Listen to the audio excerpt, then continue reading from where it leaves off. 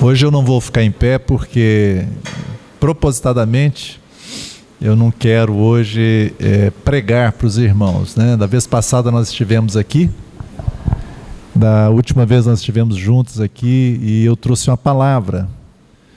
E eu achei tão importante aquela palavra que eu tive o trabalho no dia seguinte, eu acho, não sei se foi dia seguinte ou uma semana depois, eu transcrevi aquela mensagem, passei aí no grupo dos irmãos, eu espero que a maioria tenha recebido. E espero que vocês leiam, né? É a palavra que nós falamos, é exatamente a palavra que nós falamos, mas é uma palavra extremamente simples e importantíssima. E são princípios de Deus. Se a gente observa aqueles princípios, o resultado é frutos que agradam o coração de Deus e frutos bons para nós, não é? Então hoje eu quero tratar um assunto na continuação do que nós já falamos e vai ser mais ou menos assim, eu vou estar fazendo perguntas para mim mesmo talvez e respondendo para vocês. E o nosso tempo aqui é pequeno, né? Pelo que eu já sei, nós já perdemos um tempinho aqui, a gente tem horário para entregar aqui, mas seria muito bom numa próxima oportunidade provavelmente a gente fazer assim um tempo de perguntas e respostas. Às vezes a sua dúvida ou o seu questionamento, ele também é o questionamento de outro casal, de outros irmãos, e isso pode ajudar também, não só você, mas ajudar os demais, né? Nós, da reunião passada, no primeiro encontro nós tivemos aqui, então nós tratamos de algumas coisas, e o primeiro que nós tratamos, eu vou só citar para lembrarmos, né? Nós falamos primeiro de tudo dos princípios de Deus para o casamento, e o primeiro dos princípios é a independência dos pais. Aqui temos pais que já têm filhos casados, então para nós, ainda não tenho filhos casados, mas para aqueles que têm filhos casados, não se meta na vida dos filhos casados, tá? Falando uma linguagem bem popular, não se metam. Quantos pais ou sogros, eles começam a ter ingerência no casamento dos filhos, né, ou dos genros, isso traz grandes prejuízos para as famílias. Deixará o homem o quê? Pai e mãe, e se unirá à sua mulher. Isso significa muitas coisas que nós falamos, né? Não vamos ter tempo de voltar aqui, mas esse é um ponto importante. O segundo deles é que o casamento, ele é uma aliança com o nosso cônjuge. Casamento é uma aliança, e quando nós fazemos aliança, tem um compromisso com o outro. Deus fez uma aliança conosco, e a aliança de Deus é inquebrável, e Deus cumpre aquela aliança conosco. E a nossa aliança, ela é baseada num sacrifício. Toda aliança no Antigo Testamento era baseada em sacrifícios. Abraão, quando o Senhor chamou ele, ele fez alguns sacrifícios, e ele partiu aqueles sacrifícios, e vieram aves de rapina, né, querendo comer aquele sacrifício, ele tocava, né? Às vezes é assim, né? Nós temos um concerto com Deus, nas coisas de Deus, precisamos enxotar as aves de rapina, que significam aquilo que está querendo roubar, né? Aquilo que é a bênção de Deus para a nossa vida. Mas Abraão, ele passou ali no meio daqueles sacrifícios, e Deus também depois veio e passou ali, né? Veio um fogo de Deus, o Espírito Santo se manifestou naquela forma, né? Na manifestação de fogo, ele comeu levou todos aqueles sacrifícios. Era assim que duas pessoas, quando faziam uma aliança, elas faziam, tinha um sacrifício, partiam, passavam no meio dele, dizendo assim: olha, assim é a nossa vida, agora nós morremos para nós mesmos, estamos unidos um ao outro aqui, nesse compromisso, nessa aliança que nós temos, seja ela qual for a aliança. E o casamento é uma aliança, e o nosso sacrifício é o do Senhor Jesus Cristo. A base do nosso casamento, da nossa aliança, é o Senhor. Há uma aliança, né? E essa aliança não deve ser quebrada. Terceiro princípio é o princípio da honra. O cônjuge precisa honrar um ao outro. Há muitas oportunidades de honrarmos uns aos outros no casamento, e a gente precisa aproveitar cada uma dessas oportunidades. Eu me lembro que uma vez eu senti de Deus assim que eu precisava tomar mais atenção nessa questão. E eu coloquei assim no meu computador e em alguns 2 lugares assim a palavra honra, honrar. Porque eu senti cobrado do Senhor que eu precisava honrar a minha esposa em algumas coisas. E isso é um desejo de Deus. Nós precisamos honrar, né? Nós precisamos honrar. A palavra do Senhor diz que nós devemos considerar a nossa esposa, no caso dos varões, como um vaso mais frágil, honrando a nossa esposa, né? Outra tradução vai dizer cobitar com inteligência, né? Nós precisamos honrar a nossa esposa como vaso mais frágil. E essa é a expectativa de Deus. Nós precisamos honrar uns aos outros. A esposa precisa honrar o marido e o marido precisa honrar a sua esposa. Essa deve ser uma normalidade entre nós. Um outro princípio do casamento é participação dos cônjuges nas decisões mútuas, né? Por isso a palavra do Senhor diz, né, que sociedade há entre as trevas e a luz. Paulo vai chamar a nossa atenção disso. Por isso que o casamento, se você é um filho de Deus, o casamento seu tem que ser com alguém que também professa a mesma fé. Porque se não professa a mesma fé, é um jugo desigual. E haverá muitos dissabores. Esse não é um princípio de Deus. Mas temos então uma participação dos cônjuges nas decisões mútuas. Um casamento, né, ainda que o marido seja o cabeça do lar, ele tem que ter participação da esposa nas decisões, né? Ainda que se houver alguma dificuldade em chegar a um consenso, muitas vezes o marido vai tomar a dianteira por ser o cabeça e vai assumir essa responsabilidade diante de Deus, diante da família, mas a esposa também precisa participar. E um sexto princípio geral do casamento é que deve haver uma vida íntima abundante. Você já leu o livro de Cantares? Aquele é o modelo para o casal, né? Às vezes a gente lê o livro de Cantares, a gente espiritualiza ele. É claro que não está errado. É um modelo de Cristo e a igreja, mas, em primeiro lugar, primariamente, é mostrando um casal aos olhos de Deus, como Deus os criou, para que eles vivam a sua intimidade plenamente.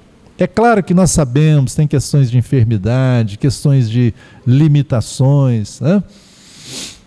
Me lembro de pessoas amadas nossas, mas um dos cônjuges sofreu um acidente e ficou, né, completamente impossibilitado de ter uma vida íntima no casamento. Mas o outro cônjuge, porque tinha uma aliança e amor, disse, não, eu vou permanecer cuidando de você até que Deus realmente te leve. É uma doação, mas o normal de um casal, né? O normal é que ele tenha essa vida abundante. Quais são as responsabilidades, né, dos cônjuges? Algumas responsabilidades muito claras. Primeiro, dos maridos. Ele é o cabeça do lar, né? Ele precisa ser o cabeça do lar, né? Deus colocou o homem nessa posição de cabeça do lar. Então, uma das responsabilidades é que ele exerça a liderança em amor da sua casa, na sua família, né, e junto à sua esposa. Segunda responsabilidade do marido é amar a esposa como Cristo amou a igreja. Isso significa um amor sacrificial, que é só pela graça de Deus, né, que você tem esse amor, né, mas é um amor que ultrapassa certos limites humanos, né? Terceiro, cuidar da vida espiritual da esposa, porque em Efésios diz que o Senhor, ele santifica a igreja pela sua palavra e alimenta, né? Então nós, como maridos, precisamos, né, cuidar dessa parte espiritual junto à nossa esposa. E se ela é mais espiritual do que a gente, né? Muitas irmãs são muito mais espiritual, buscam mais o Senhor do que os varões. É um desafio. Se a irmã ela é mais espiritual, ela é sábia, ela vai orar ao Senhor, Senhor, né, eu levante o meu marido, né? Mas ela não vai tomar frente em certas questões, ainda que seja mais madura. Mas o esposo precisa crescer na graça do Senhor, crescer para que ele exerça o seu sacerdócio junto à sua casa e junto à sua esposa. Quarta responsabilidade do marido é tratar a esposa sem amargura ou aspereza, né? Maridos, amai a vossa esposa e não a trateis com amargura. Há muitas coisas que nós maridos podemos fazer que vão trazer amargura no coração da esposa. E a raiz de amargura, ela contamina quem está próximo. Hebreus diz que deve tirar essa raiz de amargura dos corações, e essa raiz de amargura vai contaminar os outros, né? Então, uma esposa amargurada vai contaminar o seu casamento, vai contaminar a sua família, o ambiente, né, em que estão vivendo. E a palavra do Senhor então diz: maridos, não a trateis com amargura. Eu não vou aqui ficar repetindo as coisas, né, mas cada um sabe o que pode trazer amargura, né, no coração da esposa. Amargura é amargo, né? Coisas amargas, né? 5. Participar da vida comum do lar com discernimento e considerar a esposa como vaso mais frágil, como eu já citei, né?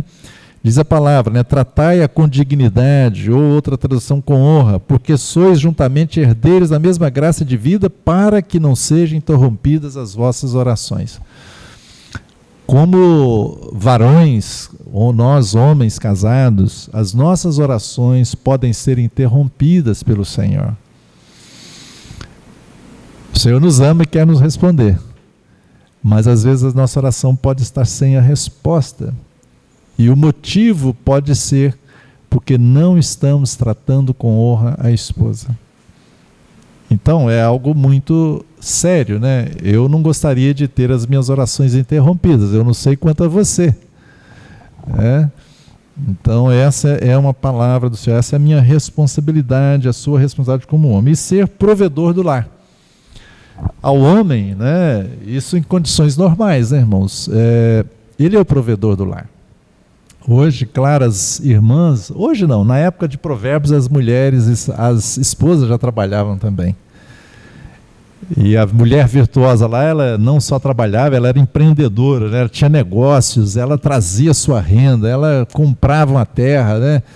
Essa era a mulher lá de Provérbios 31, mulher virtuosa. Mas ao homem foi dado essa responsabilidade, e ele tem que ser o provedor do lar. Se tiver uma dificuldade que ele não possa, ok, mas o normal é que ele seja o provedor, e Deus vai dar condição. Se ele busca o Senhor, Deus vai ser com essa pessoa, o Senhor vai honrar essa pessoa, o Senhor vai dar para ela a capacitação, seja o emprego, seja o negócio, e Deus vai, através do varão, honrar a ele para que o seu lar seja, né, um lar que tenha plena provisão das coisas. Quais são as responsabilidades, né, das mulheres, das esposas? A primeira do homem é ser o cabeça do lar, exercer liderança. E da mulher, a primeira delas é ser submissa ao seu esposo. Essa é uma palavra que hoje no mundo contemporâneo arrepia, né, os cabelos das pessoas, né? O mundo não aceita essa palavra, mas ela é da palavra de Deus. Nós precisamos tomar uma decisão. Nós queremos ser culturalmente corretos ou biblicamente corretos? Nós precisamos fazer isso, e as irmãs precisam fazer isso, e os varões também. É claro, né, meus irmãos, o Senhor coloca uma condição muito importante para os homens: que amem as suas esposas como Cristo amou a igreja.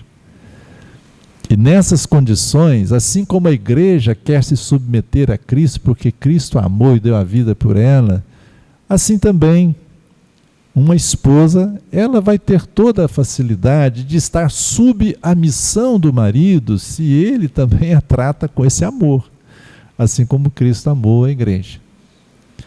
Esta é a constituição que Deus fez à mulher. É claro que hoje tem aquelas ideias, né, totalmente do feminismo e etc., né, a liberação das mulheres e tudo. Mas Deus não criou a mulher para trazer tanto peso sobre ela, né? E como crentes em Jesus Cristo, nós temos um padrão da palavra de Deus. Então a primeira responsabilidade é essa, né? Deus fez a mulher para que ela fosse uma ajudadora idônea, né, para o marido. Né, lá foi assim na criação. Esse é o conceito do casamento de Deus, é o Éden. Né? O padrão de Deus do casamento é o Éden. Antes da queda, não é nem depois da queda, antes da queda. Na realidade, é mais do que o Éden. O padrão de Deus para o casamento é o céu. O padrão de Deus para o casamento é Cristo e a igreja. O Éden foi para ser um testemunho de Cristo e a igreja. E que, ainda assim, o homem caiu ali, né, em pecado. Né? O nosso casamento hoje, como crentes em Jesus, é para ser um testemunho do casamento celestial. Cristo e a igreja. A Bíblia começa com o casamento e termina com o casamento. Há um casamento ali, Deus coloca o homem para dormir e tira do seu lado uma esposa para ele. Ali na cruz do Calvário, o Senhor Jesus foi colocado para dormir, né? Foi colocado na morte, mas foi tirado dele a sua noiva, a igreja.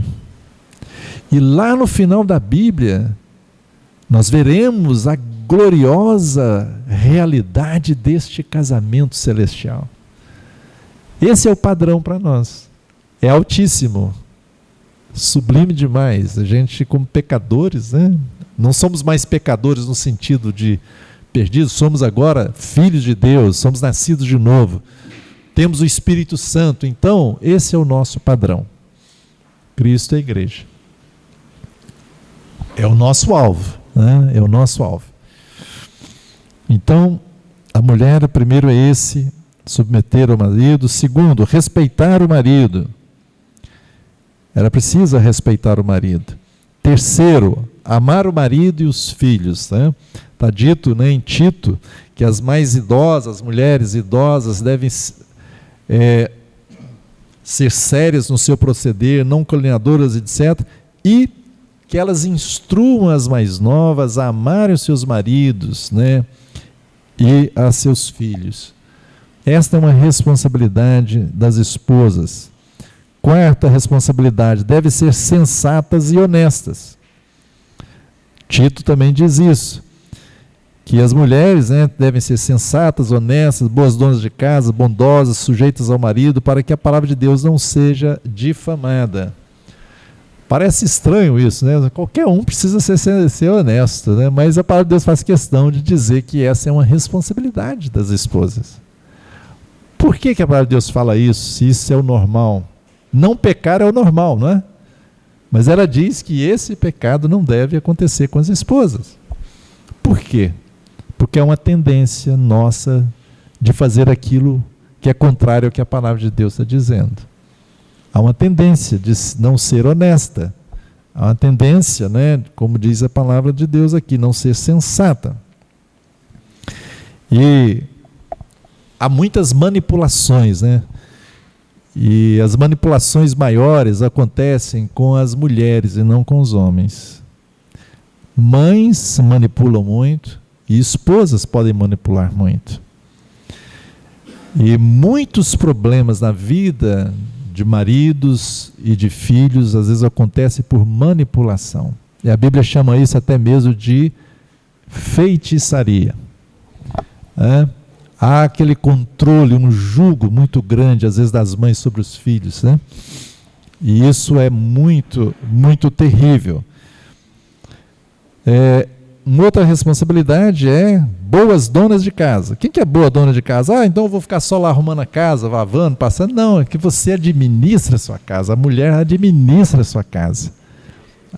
O padrão para a gente assim, olhar para um modelo bom é a mulher virtuosa lá de Provérbios 31. O que acontecia com aquela mulher? Ela era a administradora do lar. Ela tinha pessoas que trabalhavam para ela, ela cuidava de tudo, ela tomava providência, né? Administrava. Ser boas donas de casa é administrar o lar. Essa é uma responsabilidade das irmãs. E aí, com essas coisas, tem uma pergunta importante. Vocês lembram que eu fiz uma pergunta aqui, que eu falei que nós precisamos responder. Eu estou demorando muito aqui, eu quero passar rápido, mas tá bom recordar assim também. Mas tinha uma pergunta importante, que eu disse que eu li num livro há muitos anos atrás e guardei. E essa é uma pergunta muito importante. Uma pergunta para o marido e uma pergunta para a esposa. A pergunta para o marido. Algum marido aí lembra qual era a pergunta?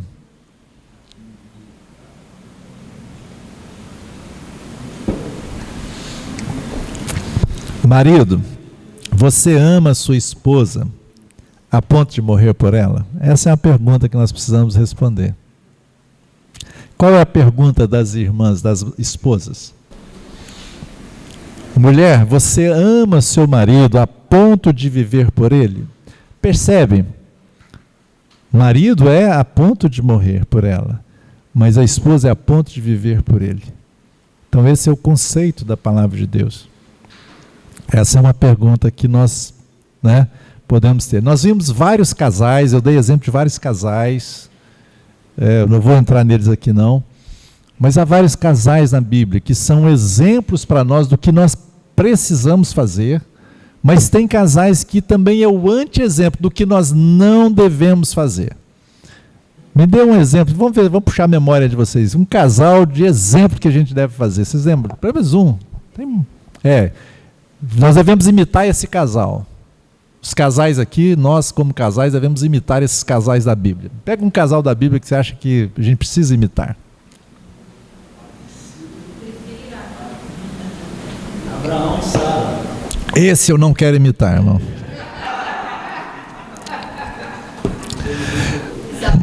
Mas Priscila e Áquila é um bom casal para nós imitarmos. Em que aspecto? Que eles serviam ao Senhor juntos, no ministério. Os casais precisam servir juntos, precisam caminhar juntos. Sabe? O que acontece? Que às vezes um irmão está aqui, o varão, e a esposa está cá embaixo nas questões espirituais. Ou às vezes a irmã está lá em cima e ele está cá embaixo. Precisam estar caminhando juntos, servindo juntos. Priscila e Áquila é um ótimo exemplo para nós de um casal que servia juntos. Às vezes o marido, ele é aquele que tem a palavra. A esposa não vai ficar pregando igual o marido. Não é isso. Mas ela está no mesmo pensamento, na mesma, vamos chamar assim, na mesma direção do esposo. Ela crê junto, ora junto, ora pelo esposo e tal. Ou às vezes a esposa, como no caso de Priscila e Áquila, Priscila é que tinha, parece que, o dom da palavra. Mas ela estava sempre sujeita ao seu marido e juntos, sempre trabalhavam juntos. Mas, por exemplo, Zacarias e Isabel, a Bíblia diz que os dois eram irrepreensíveis diante do Senhor. Olha que lindo. Eles eram casais, né? E ele era sumo sacerdote, mas eram irrepreensíveis diante de Deus.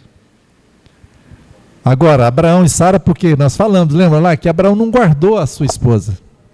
Por 2 vezes ele colocou sua esposa numa situação complicada. A primeira vez ele disse que por medo, queria salvar sua pele. Ele disse que era irmã dele. Ela era meia irmã, né? Ele disse que era irmã dele. E Faraó levou a esposa dele para ser mulher dele. Ser mulher de Faraó. E Deus, depois, para salvar Sara dessa situação e Abraão dessa confusão, Deus mandou a peste. Aí foi restituída, Sara foi restituída a Abraão. Acontece de novo com Abimeleque. Aí Deus livrou Abimeleque de cair no pecado. Faraó, ele possuiu lá Sara. Mas Abimeleque, Deus mandou um sonho, né? E aí travou. E o problema é que esse pecado de pai passou para filho. Isaac fez a mesma coisa. E aqui eu chamei a atenção da outra vez e chamo de novo de vocês. Há pecados, irmãos, que passam de família de geração para geração, de pais para filhos, para netos. Mas você em Cristo, você pode romper isso. Você pode cancelar isso. E eu já criei em Jesus, não vai acontecer comigo. Não acontece. Você tem que tomar posse pela fé, você tem que cancelar, você tem que desligar, né? Orar desligando aquela situação, cancelando e se apropriando, né, da obra de Jesus na cruz para aquela situação. Jesus morreu por todos os homens. Diz a palavra de Deus que o Senhor Jesus, ele é a propiciação pelos nossos pecados, e não só pelos nossos, mas pelos de quem? Do mundo todo. O mundo todo está sendo salvo?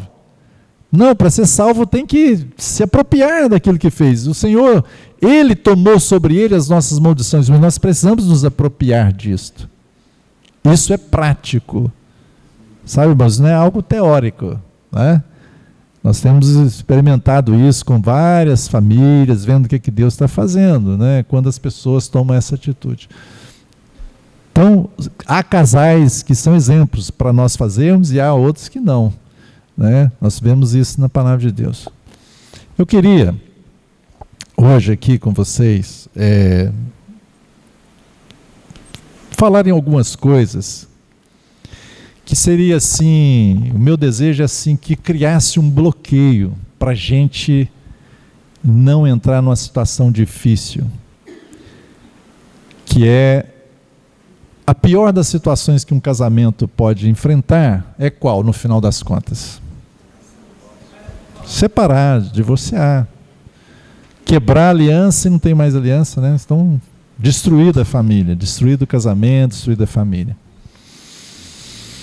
Se nós atendermos para essas responsabilidades do marido e da esposa e seguirmos esses princípios para o casamento, não vai acontecer isso, certo? Não vai. Mas eu queria ser assim, um pouco mais pragmático e me veio assim ao coração de fazer uma pesquisa, de buscar assim, pesquisas que já foram feitas. Quais as principais causas de divórcios no Brasil? Quais as principais causas? O que você acharia? Não fala não, só pensa aí. Quais as principais causas de divórcio? E aí, a gente acha assim, mas isso é para o mundão lá fora. Não. Tem muitos cristãos.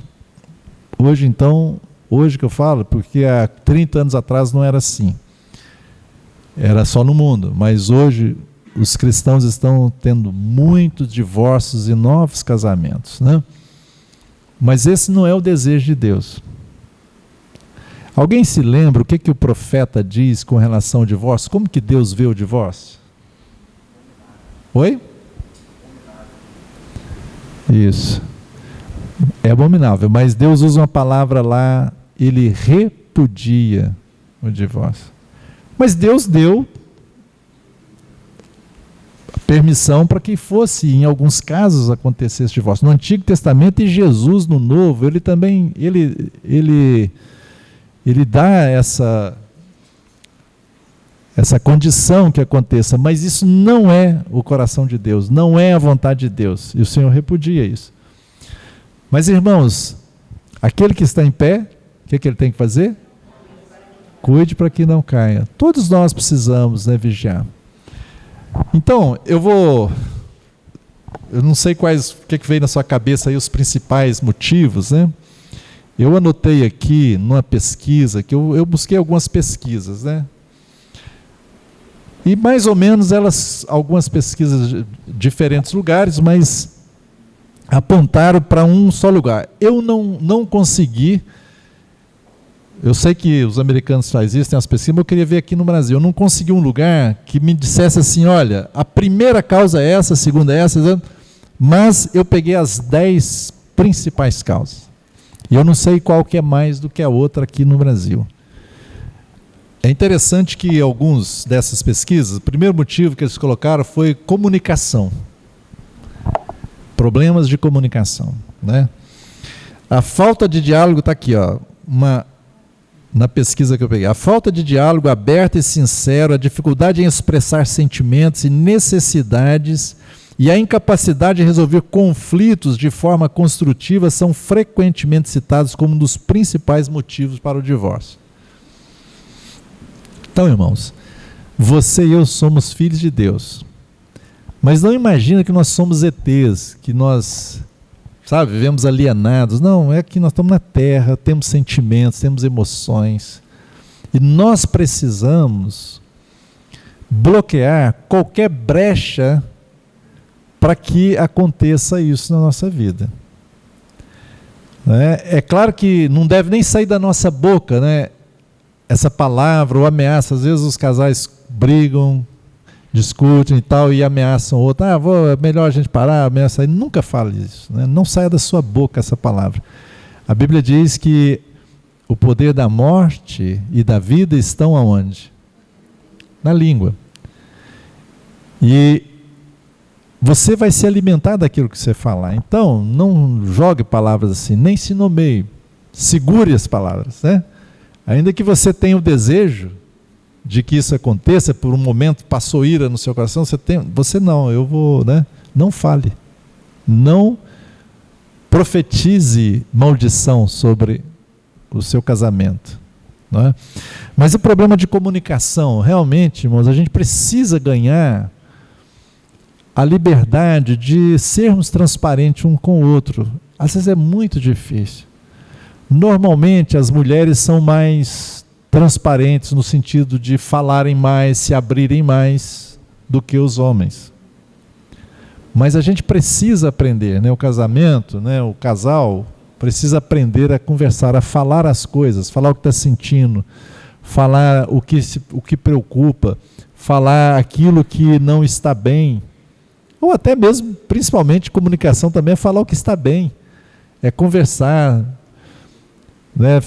Compartilhar os seus sentimentos, compartilhar o que você pensa, compartilhar os seus ideais, compartilhar os seus valores, né? Tem que ter comunicação. E eu fiquei pensando, falando com a minha esposa, qual um versículo você me daria para a gente, vamos sintetizar isso aqui, que seria bom nessa questão de comunicação? Alguém se lembra de um verso que a gente podia pegá-lo como um verso importante nessa questão de comunicação para o casal?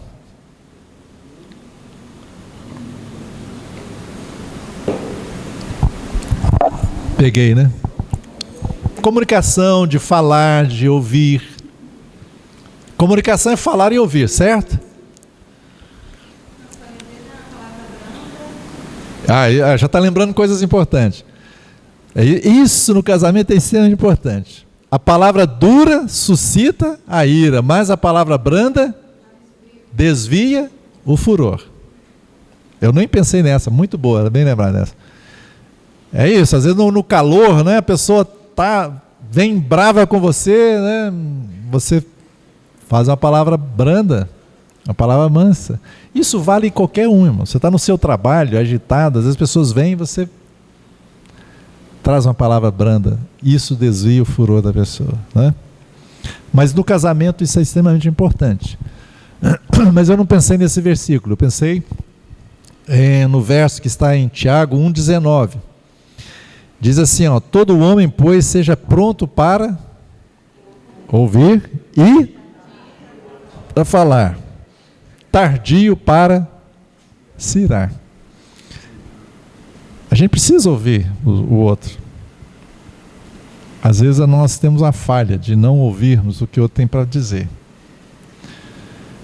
Mas a gente precisa tomar uma decisão de, não, eu vou ouvir. Não é a escuta apenas o som das palavras, né? Não, é ouvir mesmo, entender, buscar o que a pessoa quer falar, o que ela quer dizer, né? Qual a mensagem, né, que está sendo passada, transmitida. Ao mesmo tempo nós vamos falar, mas a gente precisa falar só o certo. No muito falar não falta o quê? Transgressão, Provérbios diz isso. Então nós precisamos falar aquilo que é certo, aquilo que é correto, e ouvir bastante. A gente não precisa ouvir, não é?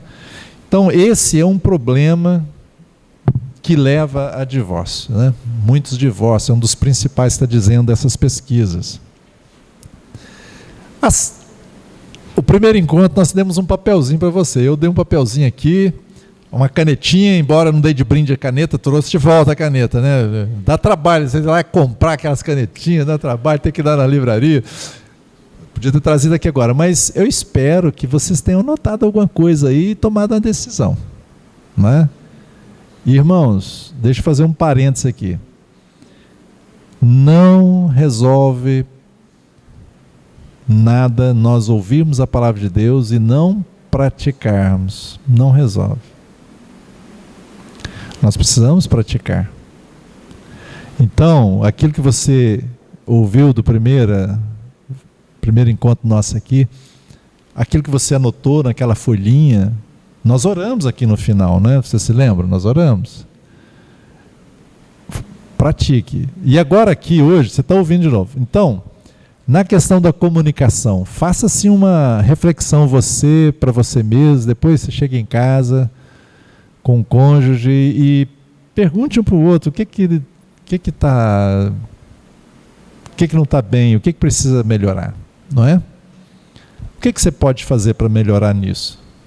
Precisa ter um canal aberto de um com o outro, né, na comunicação. Outro item que traz muito divórcio, né? E esse é um item que inclusive o Senhor Jesus falou que poderia acontecer o divórcio, que é a infidelidade. A infidelidade, ela é um dos grandes motivos, né, de divórcios.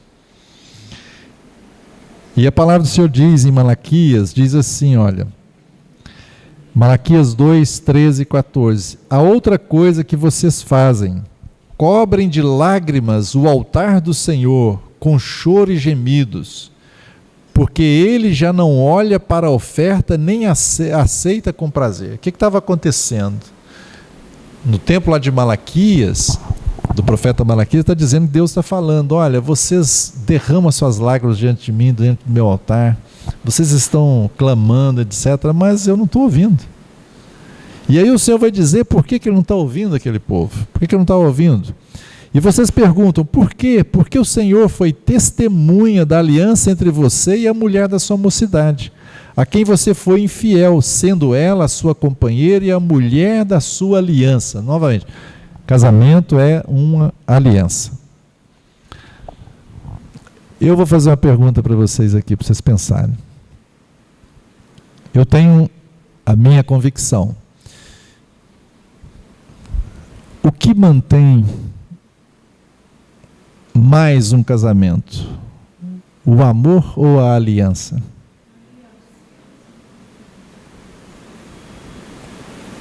A irmã aqui foi já certeira aqui, ó. Aliança. E vocês, o que vocês pensam, irmãos? Parece que é difícil de responder, né?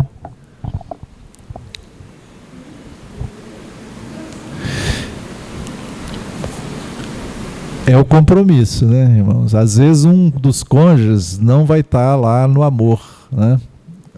Mas o outro não o deixa porque tem uma aliança. A aliança, ela realmente é algo muito sério. E Deus, Ele nos ama, sim, o seu amor, mas Ele fez uma aliança conosco, inquebrável.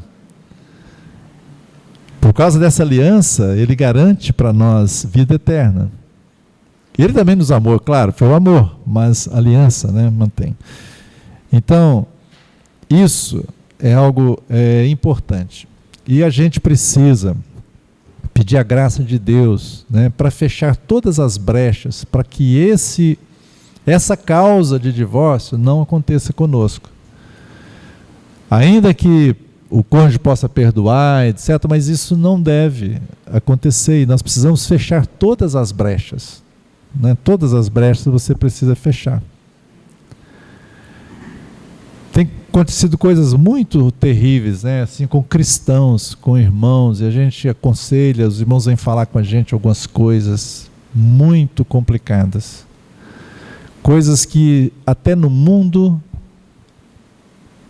é reprovável, né?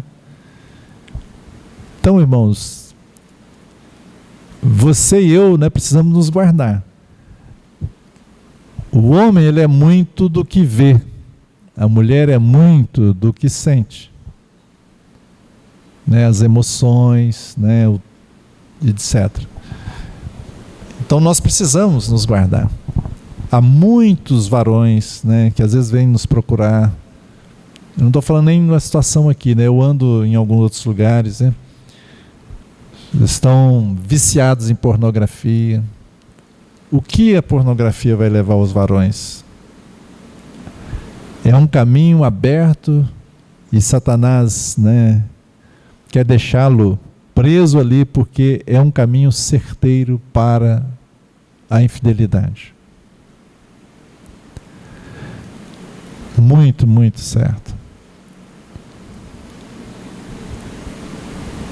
Há muitos, hoje tem uma facilidade muito grande, né? Eu lembro quando era jovenzinho, era o seguinte, eu era jovenzinho e eu me lembro, eu trabalhava com meu pai, eu tinha, sei lá, uns 10 anos de idade, e eu ia para onde era meu pai tinha uma gráfica, a gente ia lá, trabalhava, mas tinha uns rapazes, né, que trabalhavam lá, já era e tal, eu via os comentários deles e tal, e eles importavam revistas pornográficas, sabe?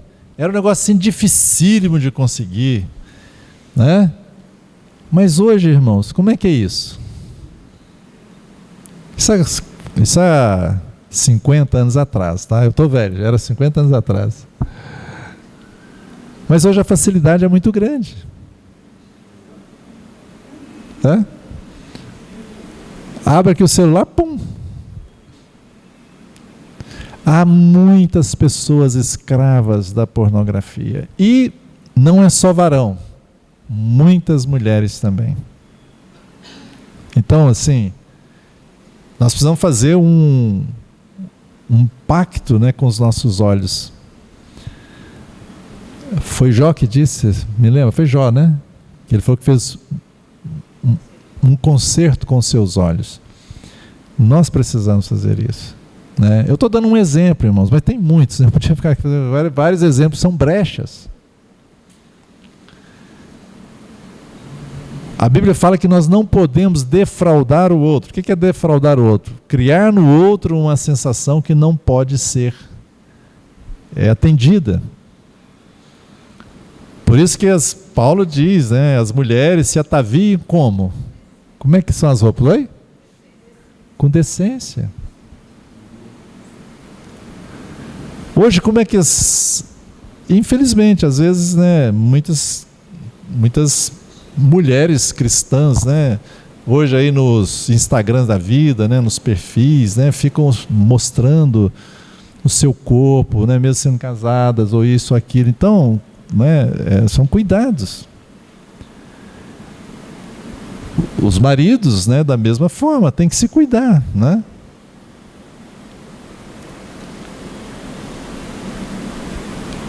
Você não deve dar oportunidades de que você venha cair no laço da infidelidade. O que você pode fazer? Então faça, para se proteger. O marido tem que cuidar da esposa, a esposa tem que cuidar do marido. Não é?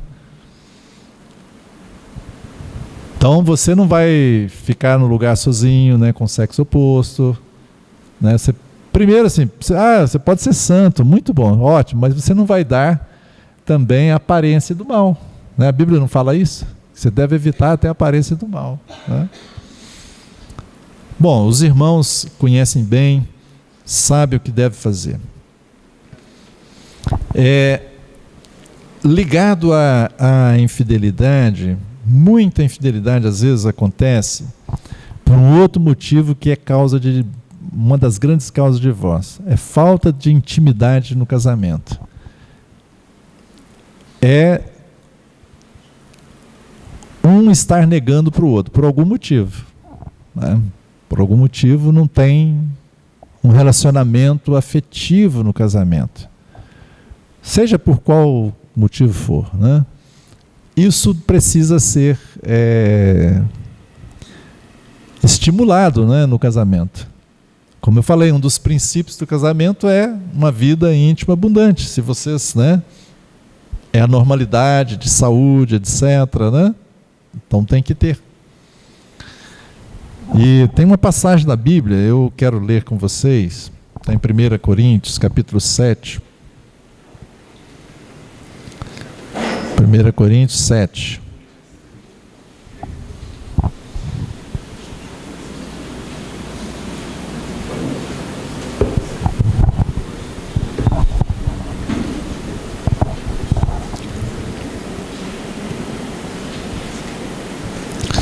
Nessa pesquisa está assim, ó, a falta de intimidade, a diminuição da vida sexual, a falta de carinho, afeto e a ausência de cumplicidade podem gerar um distanciamento emocional entre os parceiros, minando a base do relacionamento. E é interessante, né? Quando um dos cônjuges, ele pode se sentir insatisfeito nessa questão e abre uma carência, e essa carência é uma porta para um ataque das trevas. E como é que é um ataque das trevas, né? A mulher que está carente, chega lá um galanteador, então faz os elogios, faz os galanteios, e ela de repente, né, não está sendo atendida na sua casa, não está sendo a tua atenção, então ela entra naquela furada. E eu estou falando isso, irmãos, porque a gente vê. Não estou falando de pessoas do mundo, não. Estou falando de crentes. O marido, da mesma forma. Encontra lá alguém, né, seduzindo, Satanás manda aquela pessoa, né, que vai seduzi-lo, etc. E ele, então, acaba entrando numa fria, né, se não vigiar. É isso que Paulo está falando aqui em 1 Coríntios. Olha só. 1 Coríntios 7, versículo 1. Quanto ao que vocês me escreveram, é bom que o homem não toque em mulher. Digo que, por causa da imoralidade, cada homem tem a sua esposa e cada mulher tem o seu próprio marido. Que o marido conceda à esposa o que lhe é devido, e também, de igual modo, a esposa ao seu marido. A esposa não tem poder sobre o seu próprio corpo, e sim o marido. E também, de igual modo, o marido não tem poder sobre o seu próprio corpo, e sim a esposa. Não se privem um ao outro. Olha que isso aqui é uma opção para o casal? Não, não é. Irmãos, se não há vida sexual no casamento, é como se fossem amigos. Não fala de intimidade. Então aqui Paulo está pelo Espírito Santo dizendo, ó, não se privem um ao outro, a não ser... Qual a palavrinha que está aí agora na sua tradução? A não ser o quê? A não ser... Não, antes aí da palavrinha. A não ser, mas tem a palavrinha que eu quero que você fale aí. Antes do mútuo. Exceto, a minha tradução está aqui, ó, talvez, ou exceto, ou salvo, né? Salvo. Eu gosto muito dessa tradução que está aqui, ó. Olha só, não se priva o outro, a não ser talvez, ou seja,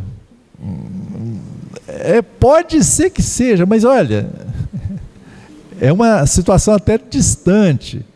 Talvez, por mútuo consentimento. Mútuo consentimento. O que é mútuo consentimento, meus irmãos? Os dois têm que concordar. Desculpa eu falar assim, eu estou fazendo assim só para enfatizar, né? Eu sei que os irmãos entendem disso, é claro, mas eu estou... por mútuo consentimento, os dois precisam concordar. Por muito tempo, está dizendo aí? Pouco tempo. Para se dedicar à oração. Então, o casal, ele vai ficar privando um ao outro, mas é por mútuo consentimento. Os dois concordaram. E para quê? Para que os dois orem. Dedique a oração. Olha, vamos estar em oração, vamos fazer jejum e nós vamos dedicar esse dia, etc. Por pouco tempo. Por pouco tempo. Oração. Depois retomem a vida conjugal. Para quê, irmãos? Para quê? Olha aí, irmãos, preste atenção. Para quê que eles têm que retornar? Para que Satanás não tente vocês por não terem domínio próprio. Irmãos, às vezes tem irmãos que acham-se muito espiritual. Não. Eu e minha esposa já não temos mais uma vida, não temos mais, somos, né? Como se fosse muito espiritual. Isso é carnalidade. Ser espiritual é seguir o que a palavra de Deus está dizendo.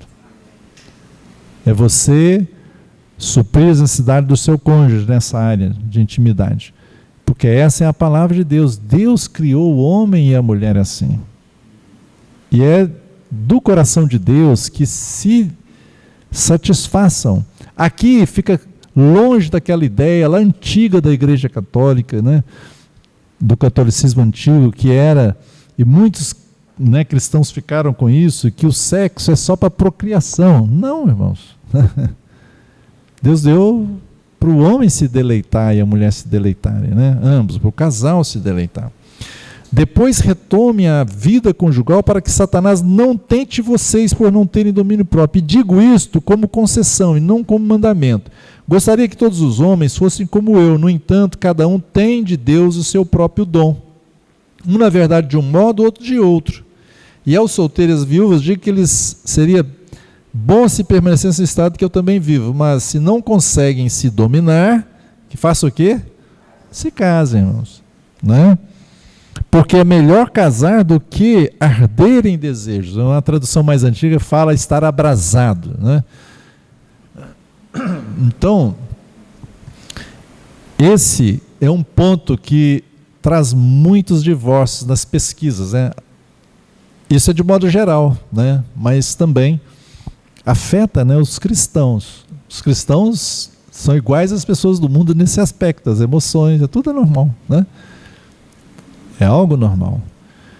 Então, assim, cada um de nós, irmãos, a gente precisa satisfazer o outro, né? O cônjuge precisa satisfazer o outro. E é importante que se converse, que tenha uma boa comunicação e que, né, busque aprender do outro o que é bom para o outro. Essa palavra aqui nos mostra uma coisa importante, que eu não tenho domínio sobre o meu corpo. O meu corpo não sou eu. Aquela frase famosa aí, né? Meu corpo, minhas regras, tá lembrado? Não é isso no cristão. O meu corpo do varão, o corpo do varão é a esposa que tem que ter domínio, e da esposa é o seu esposo que tem que ter domínio. O que isso nos fala? Que você não será egoísta nesse tratamento de intimidade.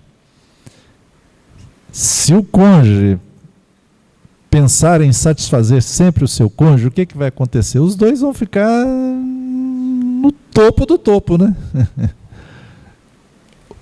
Um pensa só em satisfazer o outro, e o outro só pensa em satisfazer ele. Então, vai ser a melhor combinação, né? Então é isso, irmãos, sabe?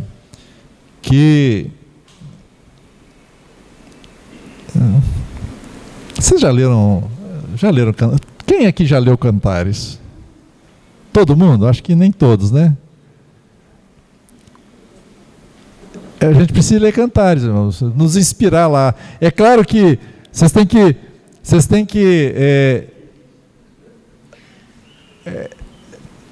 o Cantares ali tem elogios, né? O marido elogia a esposa o marido. Deixa eu ler um trechinho aqui.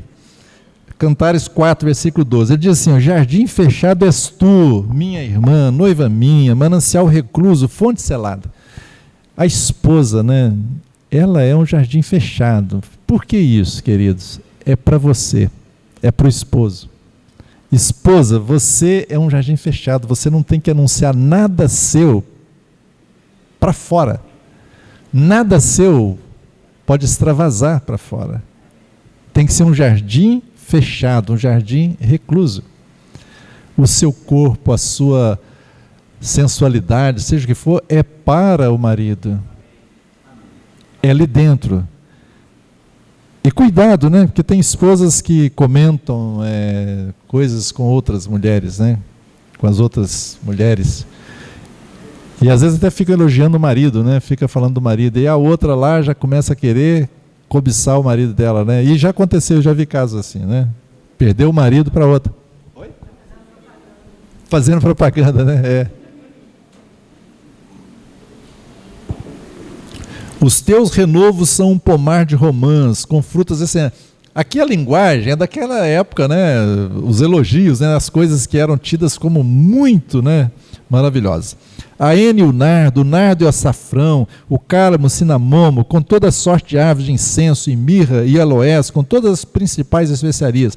És fonte dos jardins, poço de águas vivas, torrentes que correm do Líbano. Aí a esposa fala assim agora: levanta-te, vento norte, e vem tu, vento sul, assopra no meu jardim, para que se derrame os seus aromas. Ah, venha o meu amado para o seu jardim, e como seus frutos excelentes. Mas vejam, isso é a palavra de Deus, irmãos. É a intimidade do casal. Como a palavra de Deus trata, sabe? Não precisa espiritualizar isso. É claro que está tratando aqui, lá na frente, assim, é uma figura de Cristo a igreja, mas, em primeiro lugar, primariamente, é um casal de acordo com o padrão de Deus.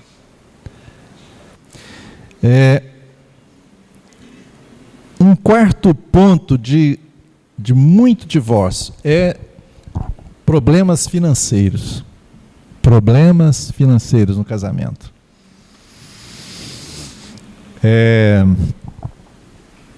O casal precisa ter isso muito bem resolvido.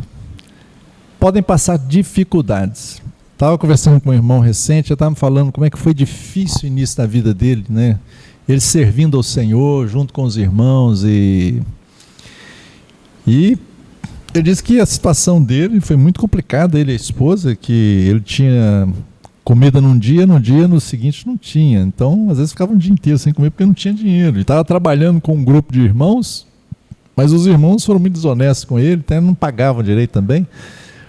Então, assim, muita luta. Mas isso não trouxe crise no sentido de, né, separação e tal. Mas, se não tem os princípios de Deus, se não tem uma aliança, tem um amor, mas tem uma aliança, tem um compromisso, não querem enfrentar os problemas juntos. E o casal precisa estar juntos em todas as coisas. Então, as decisões devem ser mútuas, devem participar. O casal precisa conversar nas coisas de finanças. O casal, né, hoje, no mundo bem assim moderno, todas as mulheres estão trabalhando, né, os homens e as mulheres, os dois estão trabalhando.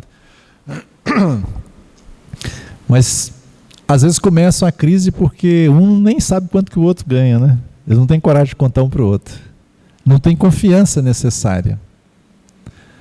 Isso, né, para um casal que é cristão, precisa ser transparente. Às vezes os maridos entram numa situação de dívida terrível e as esposas nem sabem. Me lembro que fomos aconselhar um casal, eu e minha esposa, muitos anos atrás, e a gente tinha um desejo, não, vamos ajudar esse casal, poxa, vamos lá ajudá-lo e tal. E fomos ajudar, e aí ele tinha dito para a gente, para mim pessoalmente, que estava com a dívida X lá. Aí nós fomos lá conversar com ele, olha, falando, quais são as suas dívidas? A gente quer ajudá-los, né? E estava com o casal, com a esposa, aí ele foi lá, buscou, e falou para a gente, a esposa dele levou um susto, porque ela não sabia daquela dívida que ele tinha. Às vezes a pessoa está, talvez por fraqueza, está escondendo, achando que vai acertar a situação, mas irmãos, tudo precisa estar na luz. Na tua luz vemos a luz. Se andarmos na luz, como ele está na luz, temos comunhão uns com os outros. O marido e a esposa têm comunhão se andar na luz, né? Se falar as coisas, se, né, abrir. O orçamento de vocês aqui, como é que vocês fazem? Vocês têm que fazer juntos, irmãos. Se são casados,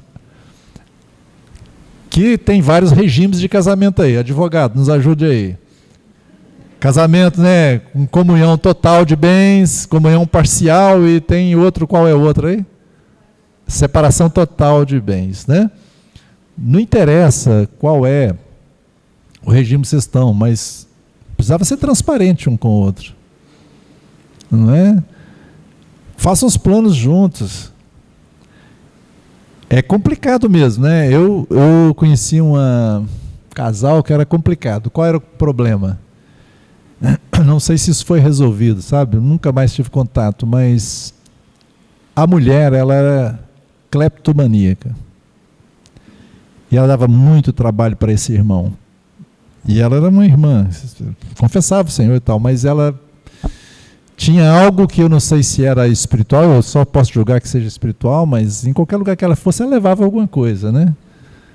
E aquele irmão eu não podia deixar também dinheiro à vista dela, porque ela podia fazer coisa. Então, há casos complicados, né? Mas eu não estou falando disso, estou falando de normalidade, irmãos, tá? De normalidade. Então, o casal precisa saber quanto que o outro está ganhando, o que vai fazer.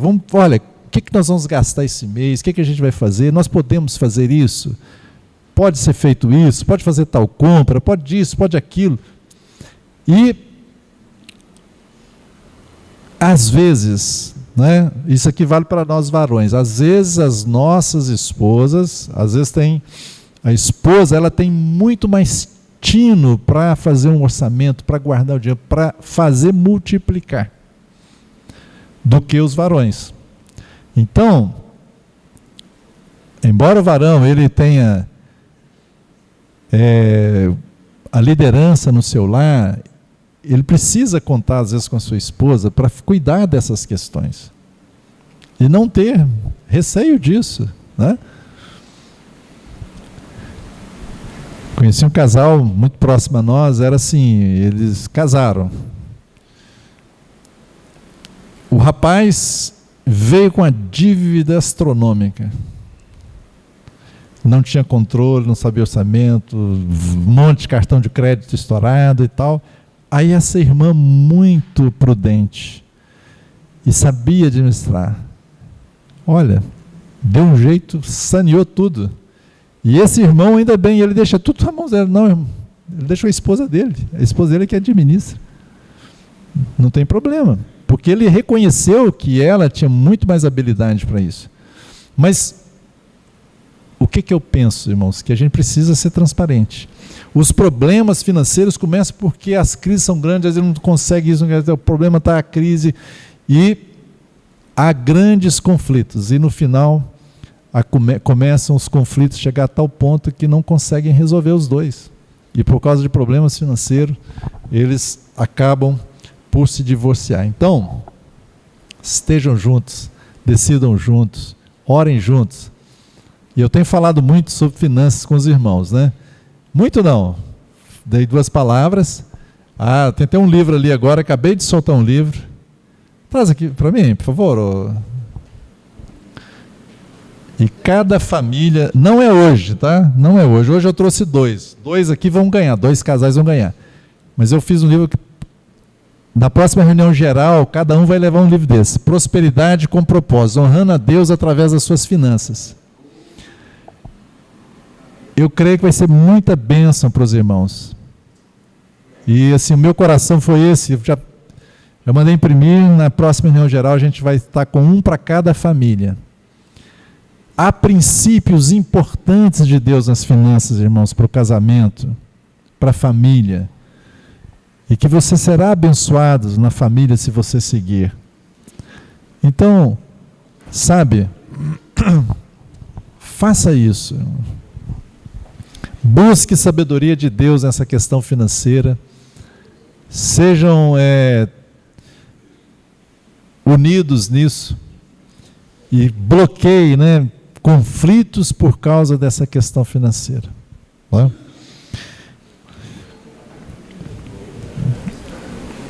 Um outro motivo de separação e divórcio, ele está dizendo que são prioridades diferentes.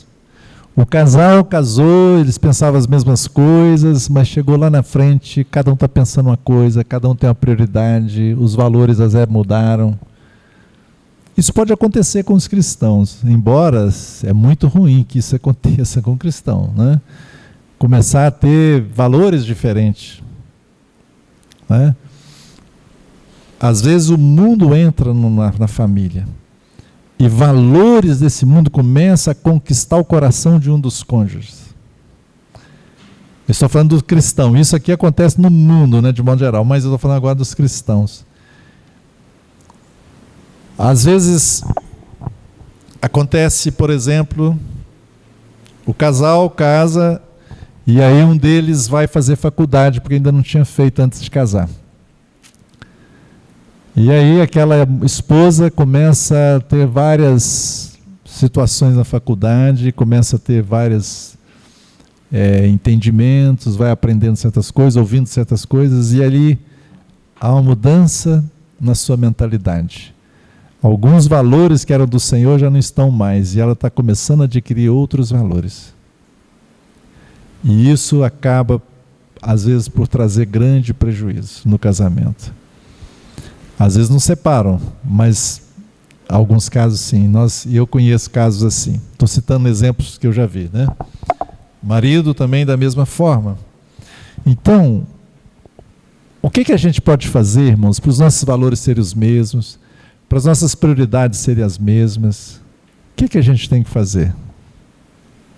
O que a gente pode fazer, irmãos, para que um não esteja pensando uma coisa e outra? Sempre temos que ter comunhão. O varão, por exemplo, ele cresce mais, vai estar crescendo no Senhor, por exemplo. Ele está estudando a palavra, ele está vendo as coisas de Deus, está crescendo. O que ele tem que fazer? Ele tem que trazer a esposa dele para esse nível. Ou é a irmã que está crescendo no Senhor, está lendo certos livros, está conhecendo as coisas de Deus. Ela também tem. Ou você está fazendo, né, como se tem um caso da faculdade, olha, estou fazendo agora depois de casar, olha, se está tendo algum pensamento, estejam conversando as coisas. Para que lá, né, não fique cada um no seu canto e lá na frente está totalmente diferente um do outro. Tem que haver comunhão, tem que se comunicar, tem que orar juntos, tem que ler a Bíblia juntos, tem que fazer as coisas juntos, não é? Falta de tempo para relacionamento. Essa é uma causa também de muitas separações. As demandas do trabalho, os cuidados com os filhos, as responsabilidades do dia a dia podem levar os casais a negligenciar a vida a dois, resultando em um distanciamento emocional. Já viu aquela expressão ninho vazio? Pois é, ainda mais ainda, síndrome do ninho vazio. Os filhos foram embora, ficaram os dois. Eles não se conhecem. O casal não se conhece. Foi embora, o ninho está vazio, quer dizer, os filhos, né? Foram embora. O casal não se conhece. Não sabe nem como lidar mais um com o outro. Porque viveram a vida inteira em função dos outros, do trabalho, e nunca se relacionaram. Não tem nem prazer de ficar um com o outro. Um amigo meu disse assim, ele não é cristão, né? Mas ele disse, olha, não, Billy, eu tenho até medo se eu for morar em tal lugar com a minha mulher, porque não sei o que pode acontecer, porque a gente é totalmente diferente.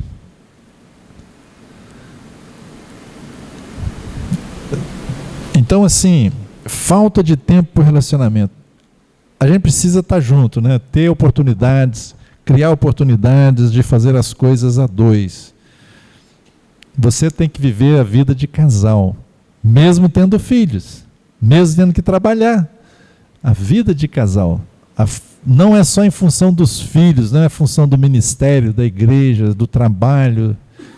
Tem que fazer tudo isso, mas tem que ter um tempo para o casal, né?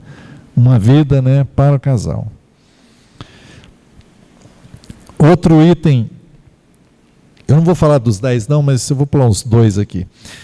Vícios e compulsões. Esse é um caso muito sério, né?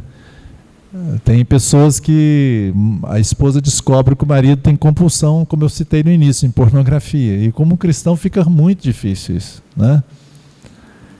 Então tem muitas compulsões. Um irmão que eu conheci, ele tinha compulsão com jogar. Perdia muito dinheiro. Colocava a situação da família em grande problema, porque o salário dele ia para jogos. Era uma compulsão, irmão. Eu chego a dizer que alguns desses vícios, irmão, são manipulados por demônios. mesmo sendo um cristão, se der brecha, né, a palavra de Deus fala de dardos inflamados do maligno. Lembra dessa expressão? Que a nossa fé é para apagar esses dardos. Nós precisamos lutar contra esses dardos. Vem dardos e leva a pessoa cativa, se ela permitir. Né? Então há compulsões, né? Vícios, alcoolismo, né? Alcoolismo. Quantos lares destruídos. E às vezes tem irmãos, né, que começam socialmente tomando uma bebida e depois, né, não tem domínio e vai embora. Não estou falando que é pecado você tomar uma taça de vinho, né?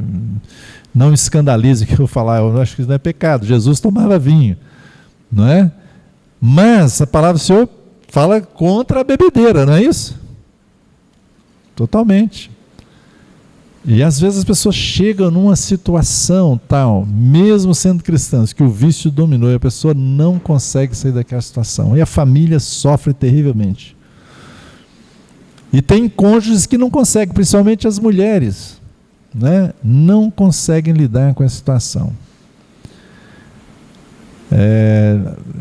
Há pouco tempo, na realidade era uma irmã que ela entrou no vício do álcool. E o irmão ele já não suportava, mas não conseguia, não sabia o que fazer mais.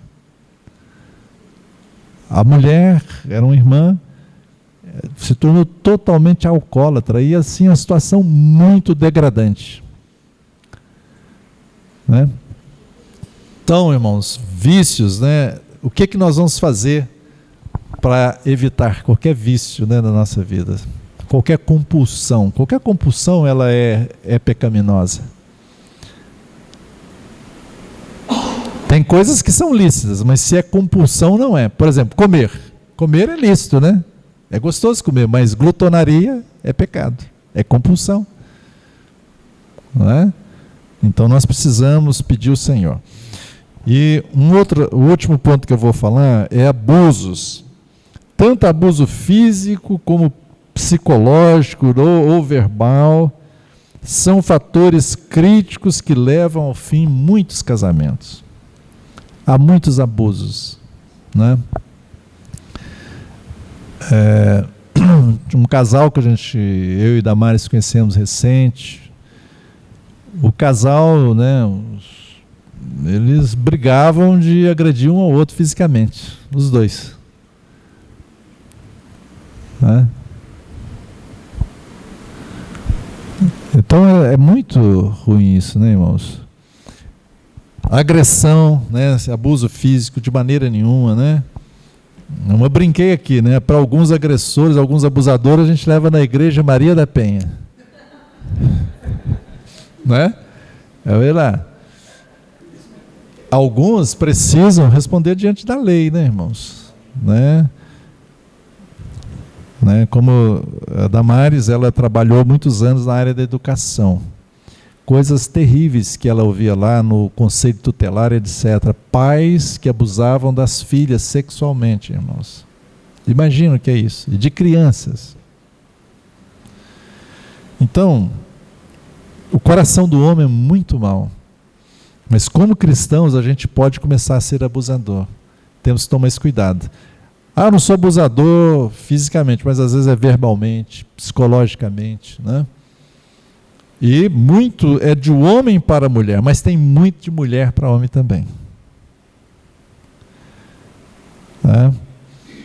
Coisas terríveis, né? Coisas do tipo assim, a mulher porque tem uma situação muito ruim com o esposo, mas ela é tão terrível, tão manipuladora, que ela agride a si mesma e vai denunciar o marido. Irmãos, são coisas terríveis, né? A nossa carne pode fazer coisas terríveis. Nós somos filhos de Deus, temos o Espírito Santo, mas até a volta do Senhor ainda tem carne em nós, sabe? Nesse corpo caído, nesse tabernáculo de humilhação, ainda tem uma natureza caída que quer se levantar. E se não andarmos debaixo da cruz de Cristo, sempre vai se levantar. Pecados vencidos no passado podem voltar novamente. Carnalidade, ela pode se manifestar. O que a gente precisa fazer? Alguém lembra de Gálatas aí? Gálatas 5. Andai no Espírito e jamais satisfareis os desejos da carne. Paulo está falando isso para crentes. Porque se nós não andarmos no Espírito, o que vai acontecer? A gente vai satisfazer, irmãos. Deixa eu ler para a gente conclui com isso. Gálatas 5.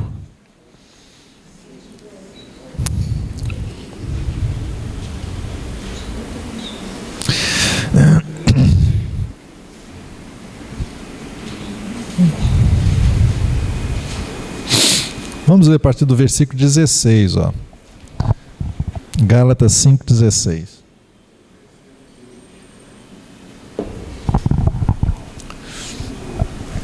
Digo, porém, andai no Espírito e jamais satisfareis a concupiscência da carne. Porque a carne milita contra o Espírito e o Espírito contra a carne, porque são opostos entre si, para que não façais o que porventura seja do vosso querer. A gente tem um querer, a nossa carne tem um querer, né, irmãos? Mas a única forma de não dar lugar a ela é andar no Espírito. Mas se sois guiados pelo Espírito, não estáis sob a lei. Ora, as obras da carne são conhecidas e são. Então Paulo vai dizer aqui, vai listar algumas obras da carne e fala depois coisas semelhantes a essa. Ou seja, se nós não andarmos no Espírito, mesmo como crentes, o que pode acontecer? A gente pode praticar essas coisas, vir a praticar essas coisas. Quais são? Prostituição, impureza, lascívia, idolatria, feitiçarias, inimizades, porfias, ciúmes, iras, discórdias, dissensões, facções, invejas, bebedices, glutonarias e coisas semelhantes a essas, a respeito das quais eu vos declaro, como já outrora vos preveni, que não herdarão o reino de Deus os que tais coisas praticam. Mas o fruto do Espírito é amor, alegria, paz, longanimidade, benignidade, bondade, fidelidade, mansidão, domínio próprio. Contra essas coisas não há lei. Então, cada um de nós precisa vigiar, né? E andar no Espírito. Se a gente fizesse isso, não ia ter problema nos casamentos. Mas a gente tem problema porque muitas coisas que nós fazemos é na carne. Buscamos os nossos direitos, não negamos a nós mesmos, não buscamos o bem do cônjuge e vai por aí. Então, irmãos, a graça de Deus para nós, né? E vamos vigiar. Que o Senhor nos dê graça para que a gente persevere, né? Que o Senhor nos ajude. E tudo aquilo que é da carne, temos que lançar fora. Né? E Deus assim pode nos abençoar. Vamos orar? Vamos orar? Vamos ficar em pé.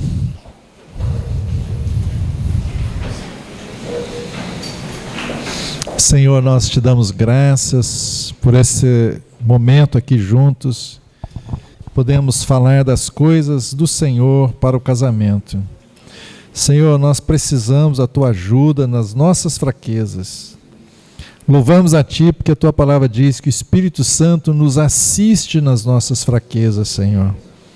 E, Senhor, aquilo que é fraqueza nossa no nosso casamento, que o Senhor possa nos ajudar, nos fortalecer. Senhor, todas essas coisas que falamos aqui, que o Senhor venha tornar real no nosso coração aquilo que nós precisamos fazer, Senhor. Que a tua ajuda seja sobre nós. E, Senhor, no nome de Jesus, eu oro para que a bênção do Senhor venha sobre cada casal aqui, Senhor, sobre cada família. Que a bênção do Senhor seja sobre cada irmão e irmã, Senhor, sobre cada casal. E que a virtude do Teu Espírito Santo venha cobrir cada casal aqui, Senhor. E, Senhor, aqueles caminhos que possam ser tortuosos, que sejam corrigidos. Que, Senhor, os caminhos sejam aplainados diante de Ti, Senhor. Que, Senhor, aquilo que pode ser uma brecha, que hoje seja fechada no nome de Jesus. Senhor, aquilo que está mal, Senhor, que caia por terra e que aquilo que é o bem que prevaleça, Senhor. Senhor, pedimos a Ti a graça do Senhor para cada casal prosseguirem, Senhor, amando a Ti, servindo a Ti e amando um ao outro, Senhor. E que, Senhor, só nos dê a graça, Senhor, de sermos de fato um testemunho do casamento celestial de Cristo e a Igreja. Que o Senhor nos ajude, Senhor. Nós precisamos da ajuda do Teu Espírito Santo.